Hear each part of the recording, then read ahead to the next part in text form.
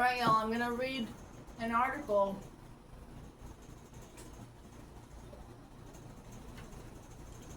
from the Foreign Affairs magazine. This is from last year,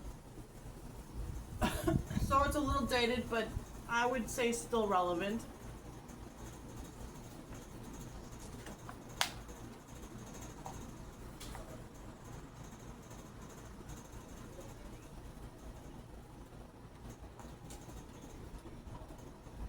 The rise and fall of great power competition. Trump's new spheres of influence by Stacey E. Goddard. After being dismissed as a phenomenon of an earlier century, great power competition returned. So declared the national security strategy that President Donald Trump released in 2017, capturing in a single line the story that American foreign policymakers have spent the last decade telling themselves and the world. In the post-Cold War era, the United States generally sought to cooperate with other powers whenever possible and embed them in an American-led global order. But in the mid-teens of the millennium, a new consensus took hold. The era of cooperation was over, and the U.S. strategy had to focus on Washington's contests with its major rivals, China and Russia. The main priority of American foreign policy was clear: stay ahead of them. Washington's rivals are contesting our geopolitical advantages and trying to change the international order in their favor, Trump's 2017 document explained.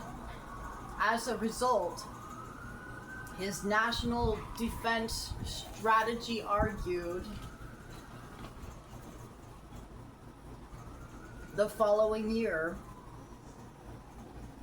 interstate strategic competition had become the primary concern in U.S. national security.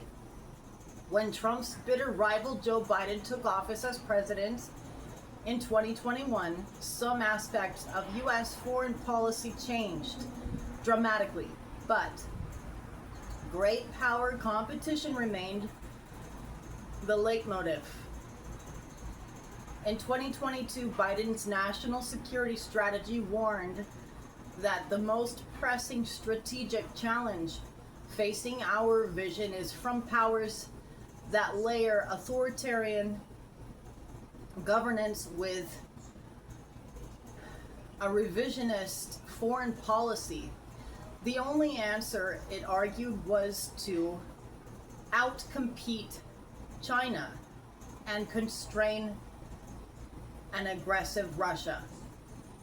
Some hailed this consensus on great power competition, others lamented it. But as Russia amped up its aggression in Ukraine, China made clear its designs on Taiwan, and the two autocratic powers deepened their ties and collaborated more closely with other U.S. rivals. Few predicted that Washington would abandon competition as its guiding light.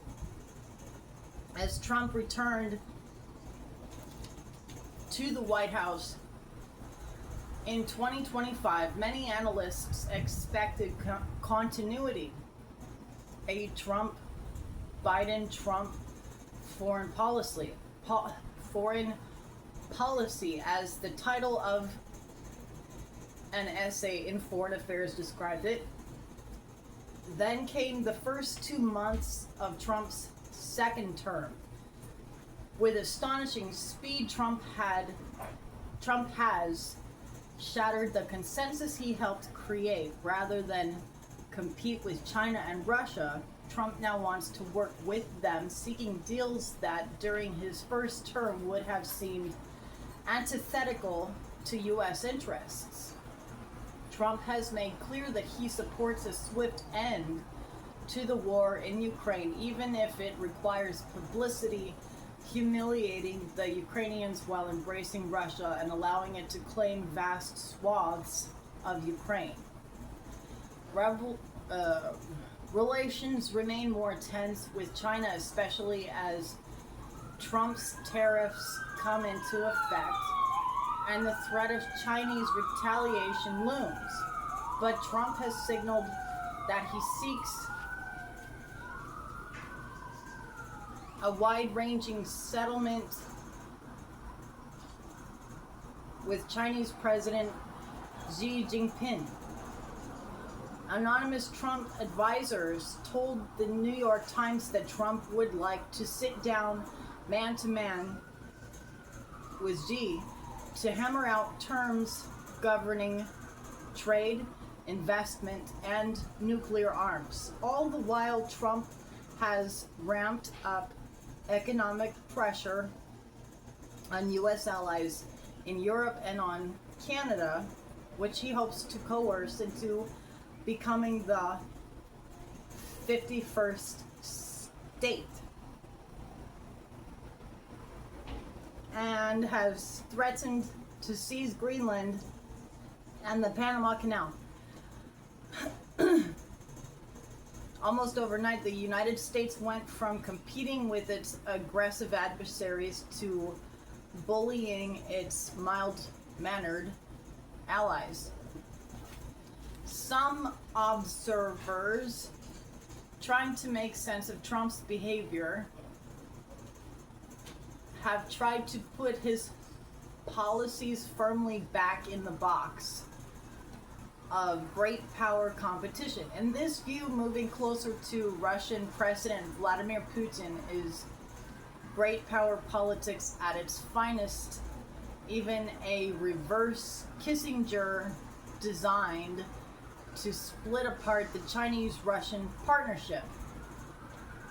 Others have suggested that Trump is simply pursuing a more nationalistic style of great power competition, one that would make sense to Xi and Putin, as well as India's Narendra Modi and Hungary's Viktor Orban. These interpretations might have been persuasive in January, but it should now be clear that Trump's vision of the world is not one of great power competition, but of great power collusion. A concert system akin to the one that shaped Europe during the 19th century. What Trump wants is a world managed by strong men who work together, not always harmoniously, but always purposefully, to impose a shared vision of order on the rest of the world.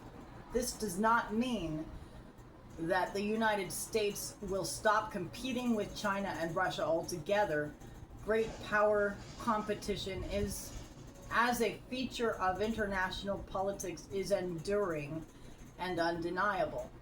But great power competition as the organizing principle for American foreign policy has proved remarkably shallow and short-lived. And yet, if history sheds any light on Trump's new approach, it is that things may end badly.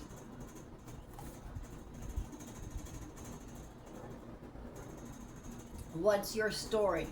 Although competing with major rivals was central to Trump's first term and Biden's term, it's important to note that great power competition never described a coherent strategy.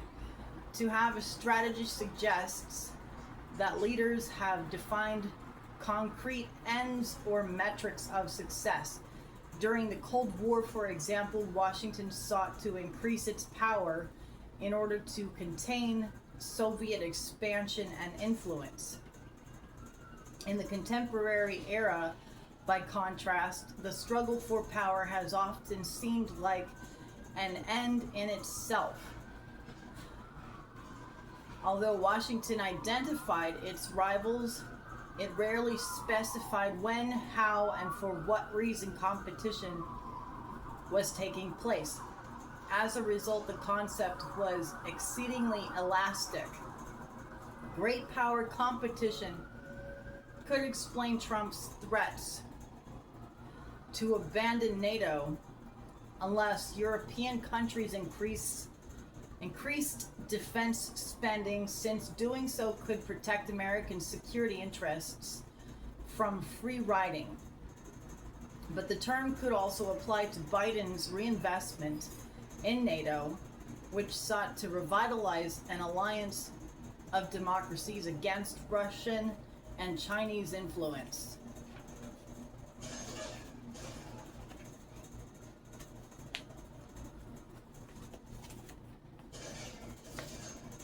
Rather than defining a specific strategy, great power competition represented a potent narrative of world politics, one that provides essential insight into how U.S. policymakers saw themselves and the world around them, and how they wanted others to perceive them. In this story, the main character was the United States. Sometimes the country was cast as a strong and imposing hero with unparalleled economic vitality and military might. But Washington could also be presented as a victim, as in Trump's 2017 strategy document, which portrayed the United States operating in a dangerous world with rival powers aggressively undermining American interests around the globe. At times, there was a supportive cast. For example, a community of democracies that, in Biden's view, was a necessary partner in ensuring global economic prosperity and the protection of human rights. China and Russia, in turn, served as the primary antagonists. Although there were cameos by other foils, Iran, North Korea, and an array of non-state actors, Beijing and Moscow stood out as the perpetrators of a plot to weaken the United States. Here again, some of the details varied depending on who was telling the story. For Trump, the tale was grounded in national interests. These revisionist powers sought to erode American security and prosperity. Under Biden, the focus shifted from interests to ideals, from security to order. Washington had to compete with the major autocratic powers to ensure the safety of democracy and the resilience of the rule-based international order. But for nearly a decade, the broad narrative arc remained the same. Aggressive antagonists were seeking to harm American interests, and Washington had to respond. Once this vision of the world was in place, it imbued events with particular meanings. The Russian invasion of Ukraine was an attack not just on Ukraine, but also on the US-led order. China's military buildup in the South China Sea represented not a defense of Beijing's core interests, but an attempt to expand Beijing's influence in the Indo-Pacific at Washington's expense. Great power competition meant that technology could not be neutral, and that the United States needed to push China out of Europe's 5G networks and limit Beijing's access to semiconductors. Foreign aid and infrastructure projects in African countries were not simply instruments of development, but weapons in the battle for primacy.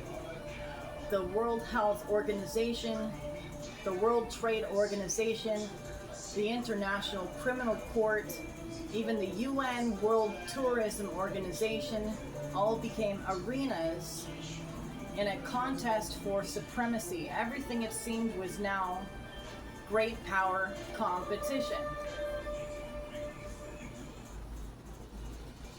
In his first term, Trump emerged as one of the most compelling bards of great power competition.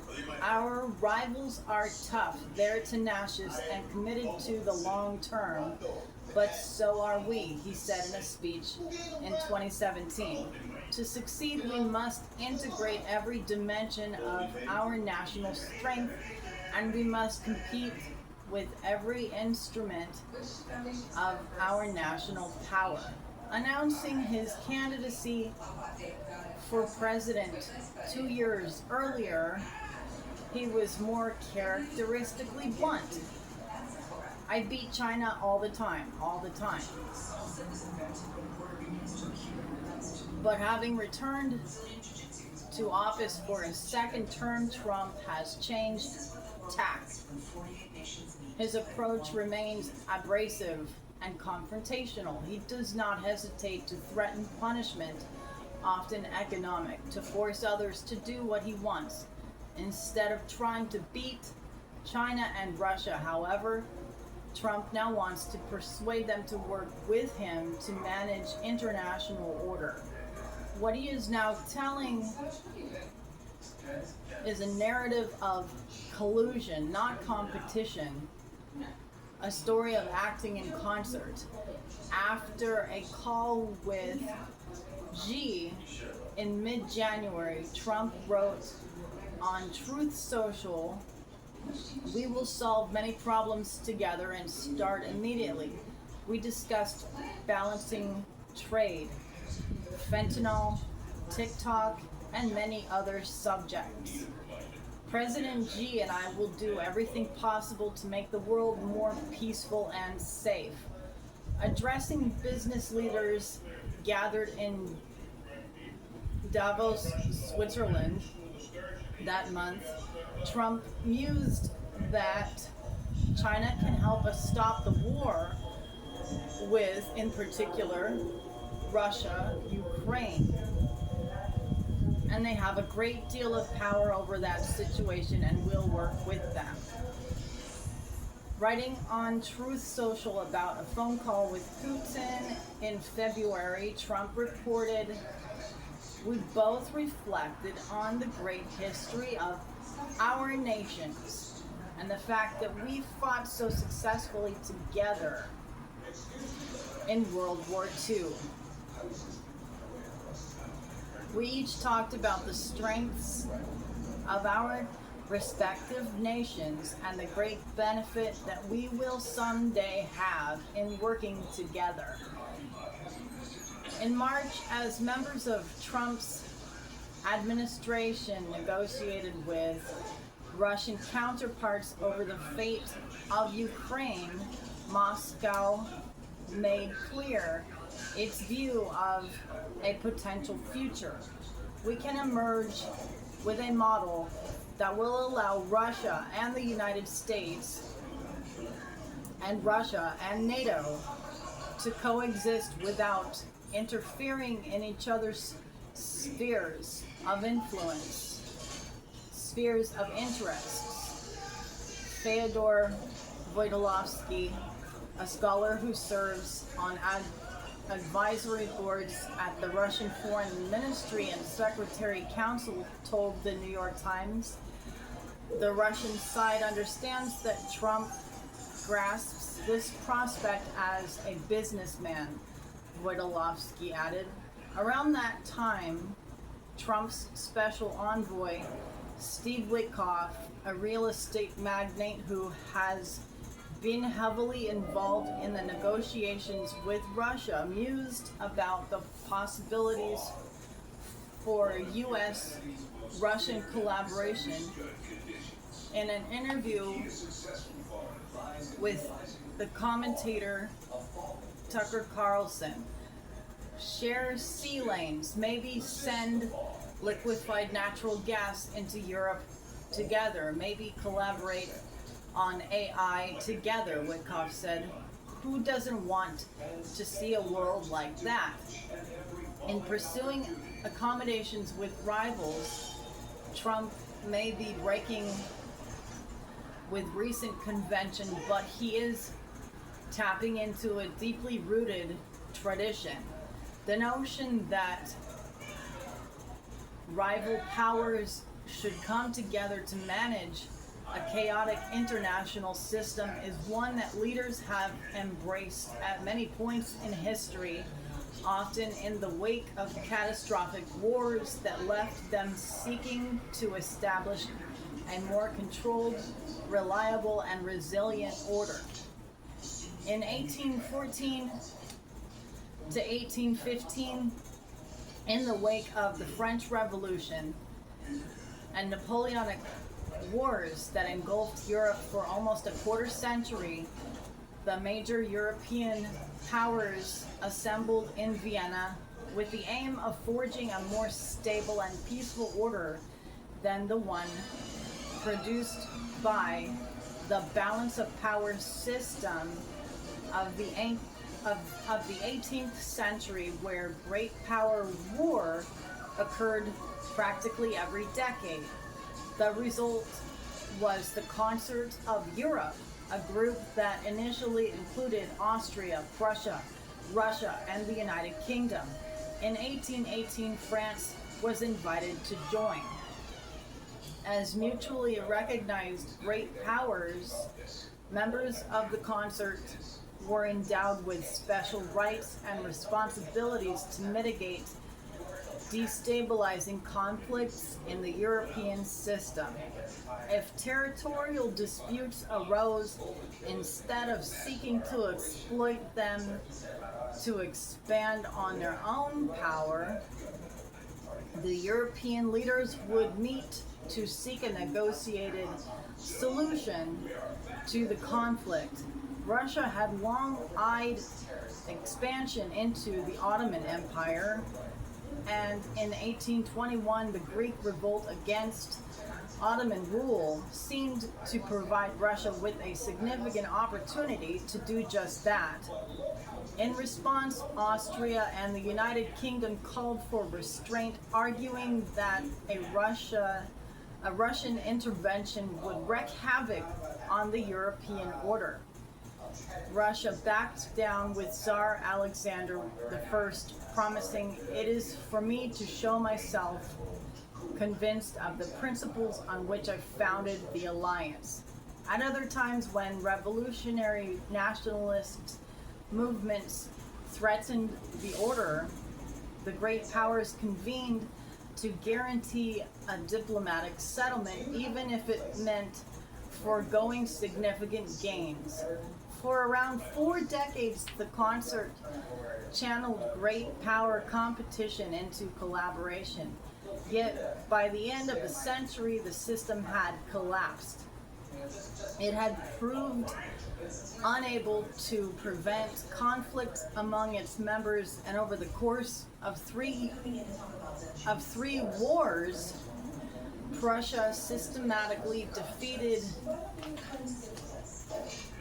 Austria and France and consolidated its position as the head of a unified Germany, upending the stable balance of power. Meanwhile, intensifying imperial competition in Africa and Asia proved too much for the concert to manage. But the idea that great powers could and should take on the responsibility of collectively steering international politics took hold and re-emerged from time to time.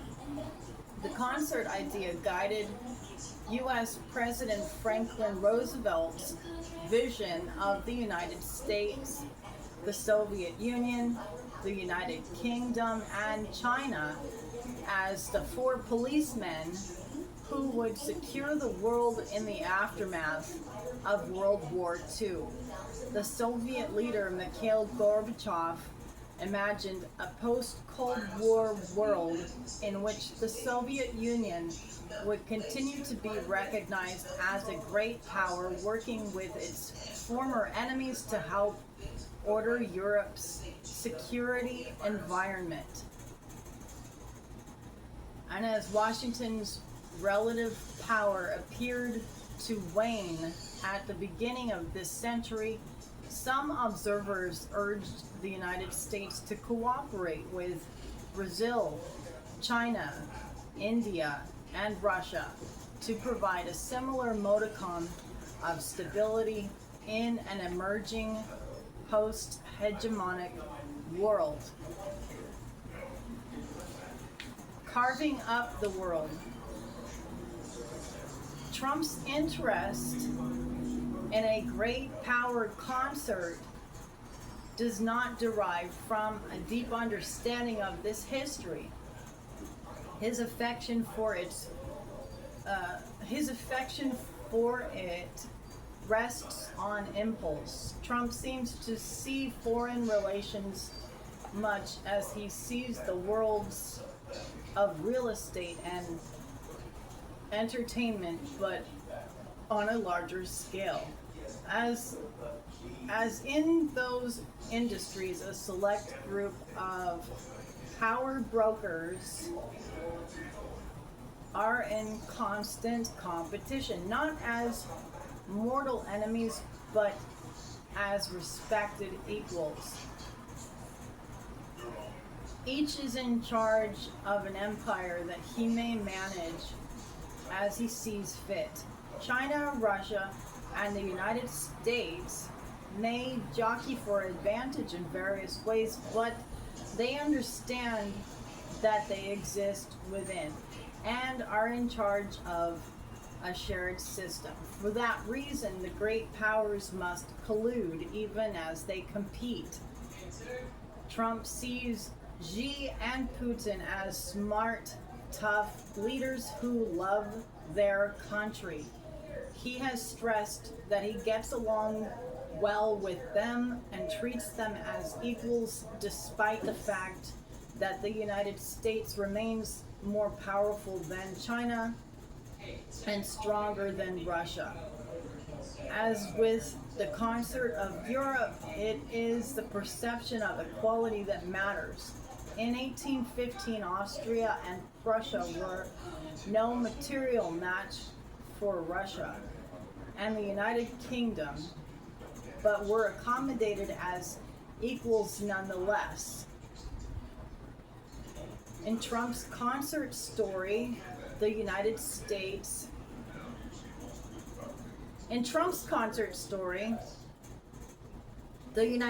is neither a hero nor a victim of the international system obligated to defend its liberal principles to the rest of the world.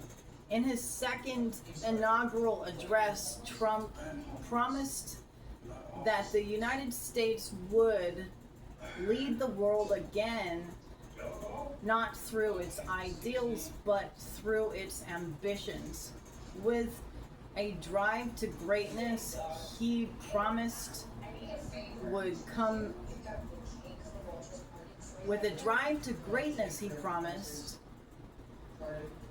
come material power and an ability to bring a new spirit of unity to the world that has been angry, violent, and unpredictable. What has become clear in the weeks since he gave this speech is that the unity Trump seeks is primarily with China and Russia. In the great power competition narrative, those countries were positioned as implacable enemies, ideologically opposed to the US-led order.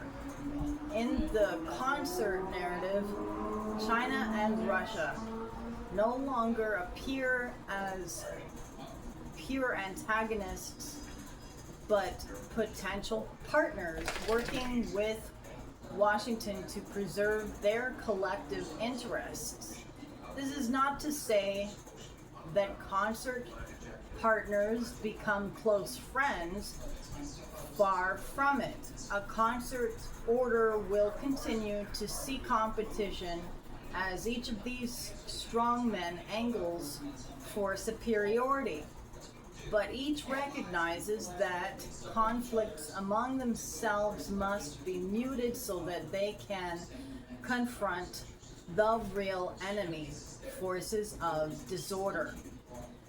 It was precisely this story about the dangers of counter-revolutionary forces that laid the foundations for the Concert of Europe.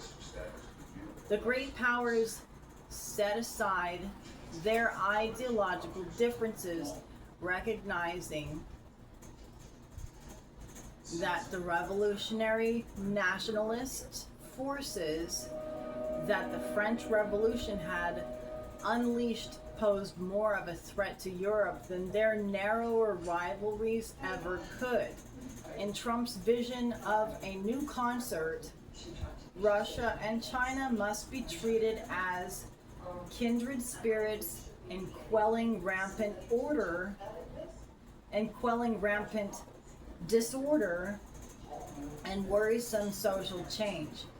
The United States will continue to compete with its peers, especially with China, on issues of trade, but not at the expense of aiding the forces that Trump and his Vice President Vance have called enemies within: illegal immigrants, Islamic terrorists, woke progressives, European-style socialists, and minorities.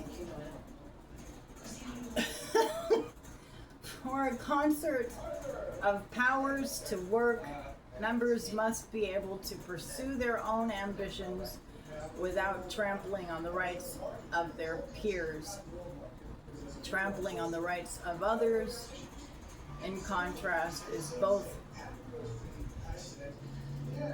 acceptable and necessary to maintaining order, and this means organizing the world into distinct spheres of influence, boundaries that demarcate the spaces where a great power has the right to practice unfettered expansion and domination. In the Concert of Europe, great powers allowed peers to intervene within recognized spheres of influence, as when Austria crushed a revolution in Naples in 1821, and when Russia brutally suppressed Polish nationalism, as it did repeatedly throughout the 19th century. In the logic of a contemporary concert, there would be reasonable in the logic of a contemporary concert, it would be reasonable for the United States to allow Russia to permanently seize Ukrainian territory to prevent what Moscow sees as a threat to regional security. It would make sense for the United States to remove military forces or weapon systems from the Philippines in exchange for the China Coast Guard executing fewer patrols. As the scholar Andrew Byers proposed in 2024, shortly before Trump appointed him Deputy Assistant Secretary of Defense for South and Southeast Asia, a concert mindset would even leave open the idea that the United States would stand aside if China decided to take control of Taiwan. In return, Trump would expect Beijing and Moscow to remain on the sidelines as he threatened Canada, Greenland, and Panama. Just as a concert narrative gives the great powers the right to order the system as they wish, it limits the ability of others to have their voices heard. The great European powers of the 19th century cared little for the interests of smaller powers, even on issues of vital importance. In 1818, after a decade of revolution in South America, Spain was faced with the final collapse of its empire in the Western Hemisphere. The great powers met in Aix-la-Chapelle to decide the fate of the empire and to debate whether they should intervene to restore monarchical power. Spain, notably, was not invited to the bargaining table. Otherwise, Trump seems to have little interest in giving Ukraine a role in negotiations over its fate, and even less desire to bring European allies into the process. He and Putin and their various proxies will sort it out by dividing up certain assets, Trump has said. Kiev will just have to live with the results. In some instances, Washington should see Beijing and even Moscow as partners. For example, revitalizing arms control would be a welcome development, one that requires more collaboration than a narrative of great power competition would have allowed. And in this respect, the concert narrative can be alluring. By turning over a global order to strong men running powerful countries, perhaps the world could enjoy relative peace and stability instead of conflict and disorder. But this narrative distorts the realities of power politics and obscures the challenges of acting in concert. For one thing, although Trump might think that spheres of influence would be easy to delineate and manage, they are not. Even at the height of the concert period, the powers struggled to define the boundaries of their influence. Austria and Prussia consistently clashed over control of the German Confederation. France and Britain struggled for dominance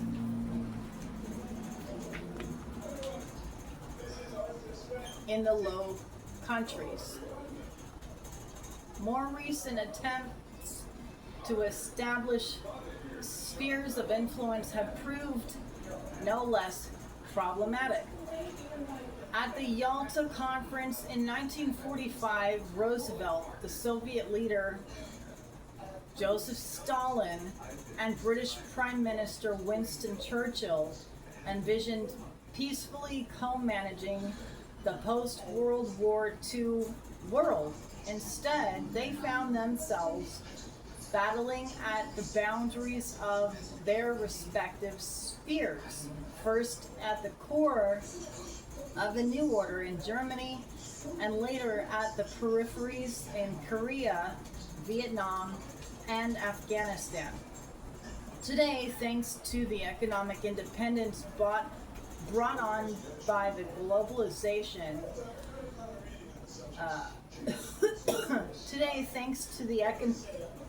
economic independence. Today, thanks to the economic interdependence brought on by globalization, it would be even more difficult for powers to neatly divide the world.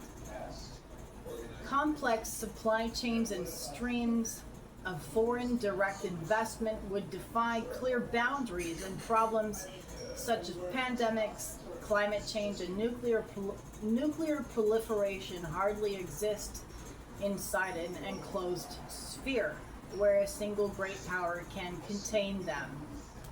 Trump seems to think a more transactional approach can circumvent ideological differences that might otherwise pose obstacles to cooperation with China and Russia. But despite the ostensible unity of great powers, concerts often mask rather than mitigate ideological frictions. It did not take long for such rifts to emerge within the concert of Europe.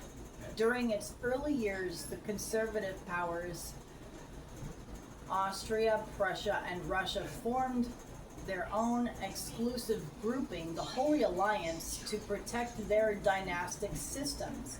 They saw the revolts against Spanish rule in the Americas as an existential threat, one whose outcome would reverberate across Europe, and as thus requiring an immediate response to restore order.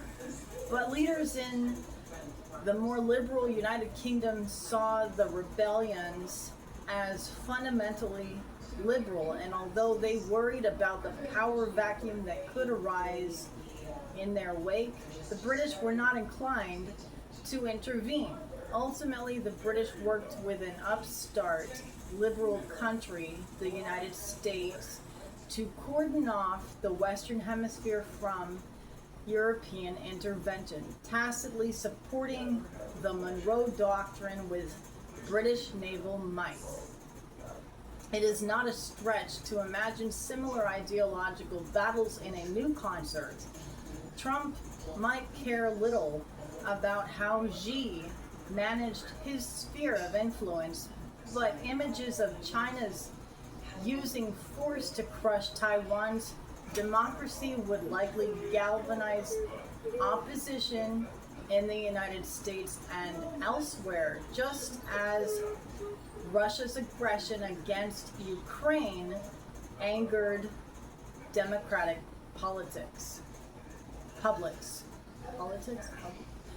angered democratic publics. So far, Trump has been able to essentially reverse